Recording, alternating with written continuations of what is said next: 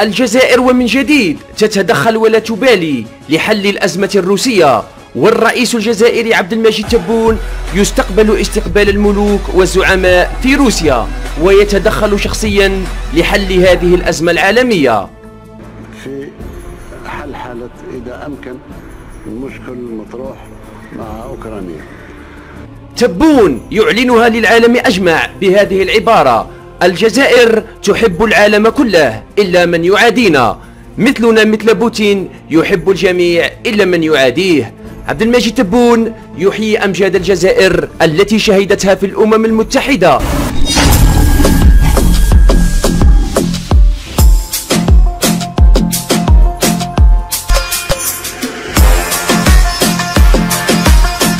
في سنوات السبعينات في أيام الزعيم الراحل هواري بومدين، وهاليوم علم الجزائر يرفرف عاليا في سماء موسكو، وكلمة الجزائر لها وزنها أمام العالم. الجزائر تقف مع الشعوب المظلومة، وبوتين يصفق لها ويصف رئيسها بالزعيم. الروخ يقبل وساطة تبون ويرحب بها أمام أعداء الوطن. أود أن أشكر الرئيس الجزائري على كونه وجد متسع من الوقت ليأتي إلينا.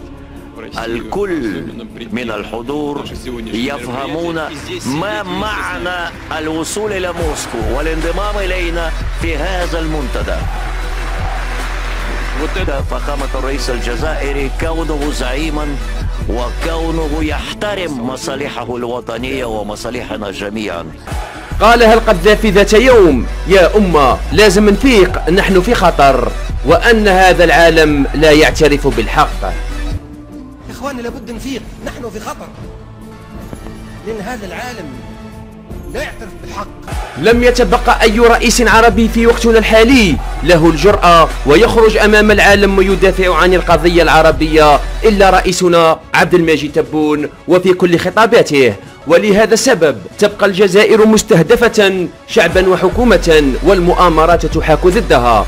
ارفع رأسك فأنت جزائري، ارفعي رأسك يا ابنة بلدي فأنت جزائرية حرة، ابنة الشهداء والأحرار.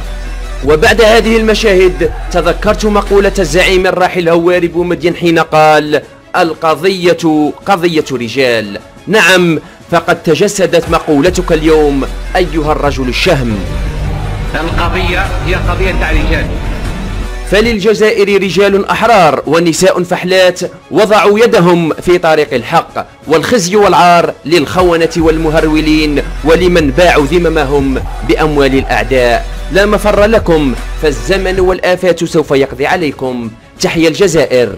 الجزائر نحن نحب الشعب الجزائري منذ 1954